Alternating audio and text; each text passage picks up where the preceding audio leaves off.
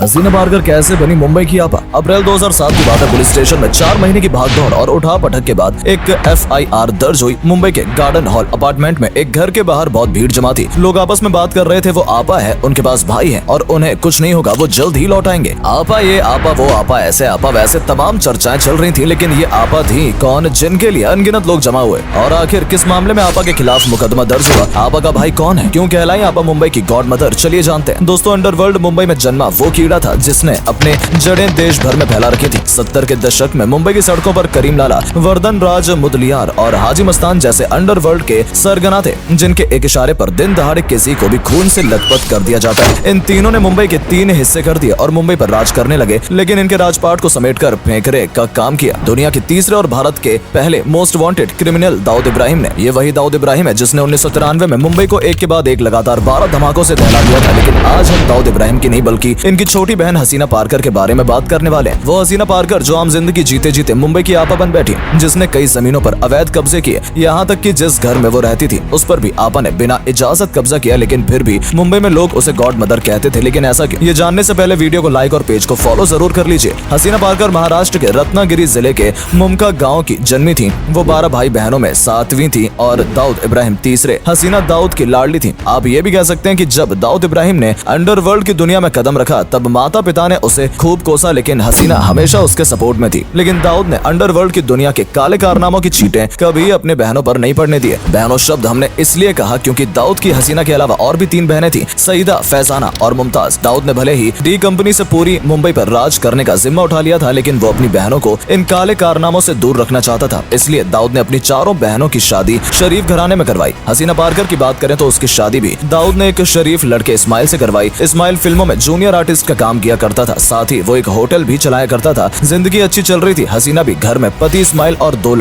लड़कियों के साथ बेहद खुश थी। इधर दाऊद ने अपने भाई शबीर इब्राहिम के साथ जो डी कंपनी शुरू की थी वो जोर शोर से चल रही थी, इतनी कि अब दाऊद मुंबई पर राज करने का सपना संजो चुका था। लेकिन रास्तों का रोड़ा बनी हुई थी 90 की जानी मानी गैंग BRA गैंग। इस गैंग के मास्टर माइंड थे बाबू रशीम, रामू नाइक और अरुण गावली। अब आप तो जानते हैं कि अंडरवर्ल्ड की दुनिया में जितने भी खिलाड़ी उतरते हैं वो बस एक ही चाहत रखते हैं कि कैसे भी करके उनका सिक्का पूरे शहर इवन देश में घूम जाए। यहाँ भी डी कंपनी के जरिए दाऊद मुंबई पर राज करना चाहता था, जबकि BRA गैंग भी पीछे नहीं थी। लिहाजा दोनों गैंग्स के बीच शुरू हुआ खूनी खेल। डी कंपनी के दाऊद ने BRA कंपनी के लोगों को मरवाना शुरू कर दिया और इन खूनी खेल में नाइक और रशीम की मौत हो गई, जिस वजह से गैंग की पूरी जिम्मेदारी अरुण गावली पर आ गई। लेकिन अरुण भी कहां हार मानने वाला था, उसने भी ईंट का जवाब पत्थर से दिया। लेकिन इस खूनी खेल में अरुण अपने भाई को खो बैठा, जिसका गुस्सा उसके सिर पर चढ़ चुका था। यूं तो अरुण गावली और दाऊद के बीच में सुलह या कॉम्प्रोमाइज करवाने की कोशिश की गई, लेकिन बात नहीं बनी। अब वैसे तो अंडरवर्ल्ड का एक उसूल है कि कोई भी गैंग आपसी दुश्मनी में सामने वाली गैंग या डॉन के परिवार को बीच में नहीं लाएगी,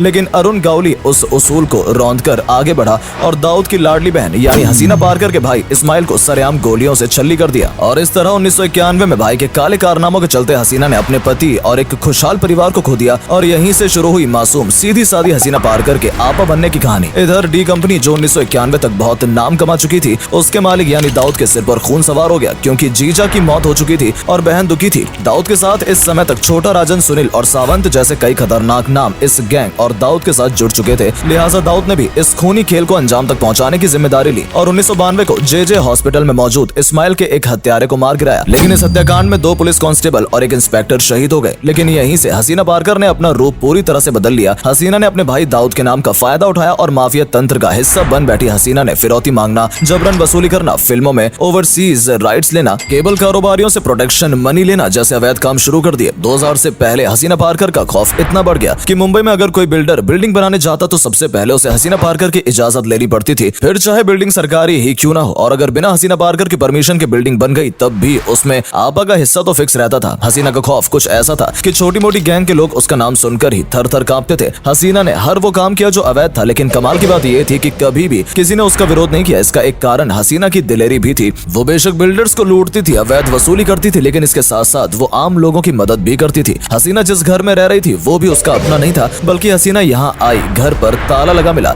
आपा ने ताला तोड़ा और वहीं अपना दरबार सजा लिया। आपको यकीन नहीं होगा, लेकिन आपा से मिलने के लिए लोगों की लंबी लंबी लाइनें लगा करती थी। बड़ी बड़ी सेटलमेंट्स हसीना चुटकियां बजाकर करवा दिया करती थी। बदलते वक्त के साथ हसीना को अपनी ये ताकत रास आने लगी थी, इसलिए वो जुर्म की दुनिया में और धंसती चली गई। हालांकि बड़े भाई दाऊद को हसीना का ये रूप पसंद नहीं आया, लेकिन हसीना रुकने को तैयार नहीं थी, इसलिए दाऊद ने भी उसे आगे बढ़ने दिया और मुसीबत पड़ने पर उसकी मदद भी की। इतना ही नहीं, दाऊद की 54 बेनामी जायदादों की जिम्मेदारी भी हसीना ने ही संभाल रखी थी। हसीना पारकर के खिलाफ कुल 88 मुकदमे दर्ज थे, लेकिन इसके बाद भी हसीना जिंदगी में सिर्फ एक बार कोर्ट गई और बेल पर बाहर आ गई। दरअसल बात है साल 2006 की, जब स्लम रीडेवलपमेंट अथॉरिटी अच्छी खासी पोजीशन पर था, तब हसीना को भी इस प्रोजेक्ट में दिलचस्पी आई। इसलिए हसीना ने बिल्डर कृष्णन विडान शुक्ला और प्रॉपर्टी ब्रोकर चंद्रेश शाह को साथ लिया और वडाला में एक छोटा सा स्लम रीडेवलपमेंट प्रोजेक्ट करने का प्लान बनाया। लेकिन यहाँ परेशानी थी पैसा। दरअसल इस प्रोजेक्ट के लिए इन्हें 1 करोड़ रुपए की जरूरत थी, इसलिए इन तीनों ने प्रॉपर्टी ब्रोकर विनोद अलमनी से मुलाकात की और यह काम उसे सौंप दिया। वही विनोद ने भी दूसरे डेवलपर जय शाह को पकड़ा और 1 करोड़ रुपए का इंतजाम कर हसीना पारकर को दे दिए। अब हसीना ने इस प्रोजेक्ट में पैसे तो लगा दिए, लेकिन फूटी किस्मत की ये प्रोजेक्ट शुरू ही नहीं हुआ। लिहाजा विनोद को दिए हुए पैसे जय शाह ने वापस मांगने शुरू कर दिए। विनोद भी हसीना के पास पहुंचा और 70 लाख रुपए लेकर जय शाह को दे दिए। आपा की तरह जय शाह के भी होश उड़ गए जब उसने बैग में 30 लाख कम देखे। जय शाह ने पूरे पैसे मांगे। इस पर विजय ने कहा कि हसीना ने प्रोटेक्शन मनी के 30 लाख रुपए काट लिए। ये सुनकर जय शाह बौखला गया, लेकिन वो हसीना के पास पहुंचा और उसके सामने पैसों के लिए गिड़गिड़ाने लगा। कई बार जय शाह ने अपने पैसे मांगने की कोशिश की, जिसमें विजय ने भी उसका साथ दिया, लेकिन हसीना ने 30 लाख तो दूर 1 रुपया वापस नहीं किया। इसलिए जय शाह और विनोद दोनों क्राइम ब्रांच हसीना पारकर के खिलाफ FIR दर्ज करवाने पहुंच गए। लेकिन आप तो जानते हैं कि जिसका भाई अंडरवर्ल्ड का नामी गिरामी डॉन हो, जिसकी खुद मुंबई में हुकूमत चलती हो, उसके खिलाफ पुलिस भला कैसे केस दर्ज कर सकती है। यहाँ भी यही हुआ। क्राइम ब्रांच ने विनोद और जय को उल्टे पांव वापस भेज दिया, लेकिन जय किसी भी हालत में अपने पैसे वापस चाहता था। इसलिए जय शाह विनोद के साथ पहुंच गया। एंटी करप्शन ब्यूरो और क्राइम ब्रांच के खिलाफ रिपोर्ट दर्ज करवा दी, जिसके बाद क्राइम ब्रांच ऑफिसर अनिल महाबले और राजेंद्र निगम के खिलाफ केस फाइल हुआ और रिश्वत मांगने जैसे जुर्म में इनके खिलाफ कार्रवाई हुई। लेकिन अब भी हसीना पारकर के खिलाफ कोई केस दर्ज नहीं हुआ था, क्योंकि आपा की चलती थी। लेकिन आखिरकार 4 महीने की भागदौड़ और मेहनत के बाद हसीना पारकर का केस 21 अप्रैल 2007 को एंटी एक्सटेंशन सेल को सौंप दिया गया। बता दें कि सिक्योरिटी मनी काटने के जुर्म में यही कंप्लेन होती है। हसीना पारकर के खिलाफ FIR होते ही टीम उसकी तलाश में निकल गई, लेकिन हसीना का खबरी नेटवर्क इतना एक्टिव था कि पुलिस हेडक्वार्टर से 1 किलोमीटर की दूरी होने के बाद भी हसीना यहाँ से बच निकली। लिहाजा सेशन कोर्ट ने हसीना को 16 मई तक कोर्ट में लाने के ऑर्डर दिए। पुलिस ने भी छानबीन की और अप्रैल 2007 को ही हसीना को कोर्ट में पेश किया गया। लेकिन हसीना का खौफ इतना था कि गवाह तो दूर, पुलिस का कोई भी खबरी इसमें सामने नहीं आया और हसीना बेल लेकर बाहर आ गई। ये पहली और आखिरी बार था जब हसीना कोर्ट गई। वापस आकर हसीना ने फिर से अपना धंधा शुरू किया और 2014 तक मुंबई में अपना दबदबा बनाए रखा, क्योंकि 6 जुलाई 2014 को हार्ट अटैक के चलते हसीना पारकर इस दुनिया से रुखसत हो गई और उसके डर से मुंबई आजाद। तो दोस्तों, कैसी लगी आपको अंडरवर्ल्ड की दुनिया की इस हसीना की कहानी? वीडियो पसंद आई हो तो वीडियो को लाइक करके पेज को फॉलो जरूर कर ले, ताकि हमारी वीडियोस आप तक बिना रुकावट के पहुंचती रहे। धन्यवाद।